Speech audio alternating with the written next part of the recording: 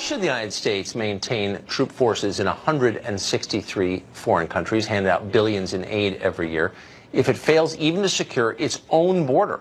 David Teferi is an international lawyer who advised President Obama's campaign, and he joins us tonight. David, thanks very much for coming on. So it's a really simple question. It's not an argument against helping the Ethiopian Navy. They need help. They don't even have water. So there's a lot to do. But it's a question of priorities. Why wouldn't you first put those troops on our border to protect this country? Well, as you highlighted, our troops do great things all over the world. We're in many different countries. That's how we project power. That's also how we build up militaries in friendly countries. So if we need to work with those militaries in the future, we know that we can rely on them and that we have a strong partnership with them.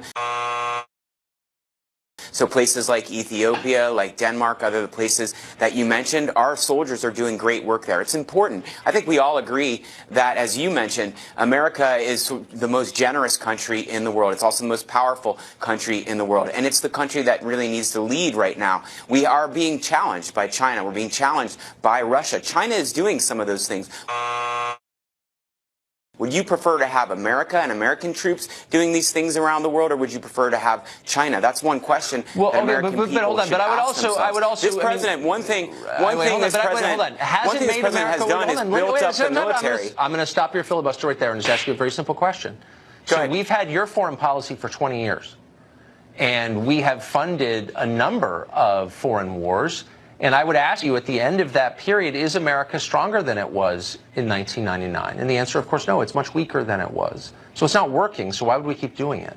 Well, first of all, we didn't have my foreign policy. I didn't set the foreign policy over the last 20 years.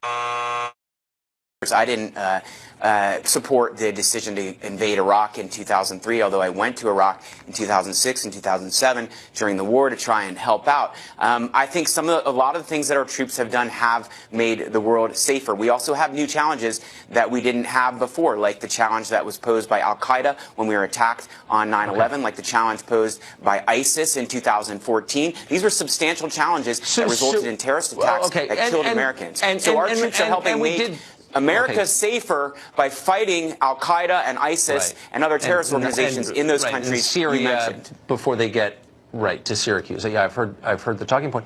But I'm wondering, the justification for continuing to send aid to Honduras, Guatemala, and El Salvador is that if we don't, a lot of their population will move here. But wait, we've been sending money to those countries for 20 years, and a third of El Salvador already lives here, and they're continuing to stream in from the other countries. Why would we keep doing this? The immigration situation at the border is constantly changing. So 20 years ago, there were a lot of Mexican immigrants coming across the border. I know the story. That's actually gone down. And there are not that many Mexicans. Now, as you highlighted, it's people from countries in Central America, Honduras, Guatemala, El Salvador, for instance. These are economic migrants. They're leaving because they face dire economic situation in their countries and because they're not jobs in those countries. So one reason to continue the aid and to use the aid effectively is to help those countries create. Just let me finish. Let me finish. No, because to help those countries create jobs, so we address the problem there rather than addressing the problem at our border. Okay. We've tried it for 20 years. It hasn't worked. But they're not actually facing dire economic consequences. The per capita income in Nigeria... They are. No. The per capita income in many countries around the world is much lower than it is in those three countries. For example, Nigeria. We're not talking about Nigeria, Tucker. We're talking about Honduras. No, hold on. Nigeria is 191 million people. 191 million Nigerians. But Nigerians are not coming to the border with Mexico. But why shouldn't they? But hold on, why shouldn't they? By your reasoning, poor people have a right to come here because they're poor. Well, then why doesn't the rest of the world have a right to come here? Sincere question. No, I never said that. I never said they have the right to come here. I do not agree with that. I think we have the right to control our border, and we have the right to turn them away. But what I'm saying is they're going to keep coming until we help them address their economic situation. We can ignore their economic situation, and we cannot help them with improving their economy. But if we do that, they will keep coming. We've done it, and it doesn't work, and nobody understands. They'll come by boat. Let me just say, for instance, not one person you talked about Africa and migrants from Africa of Central America. Let me make one point. I'll give you one sentence. We got to go. We're out of time.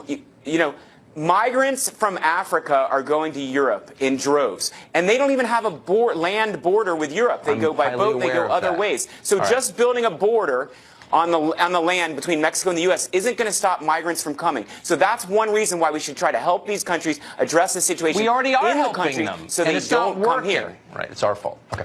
Not enough and not well enough and not effectively enough. We have to reorganize USAID. We have to do it better. Because once you've done this. that, you've also cured pancreatic cancer, which is probably a little easier than figuring out the riddle that you say you have the answer to. But it's great to see you. Thank you.